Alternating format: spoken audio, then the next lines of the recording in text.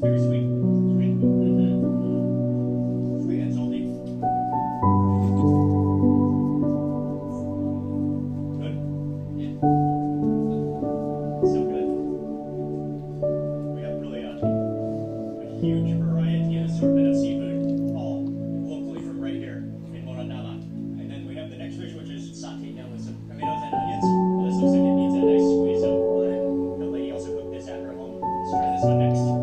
Okay, go, go, go. Go, go, go. I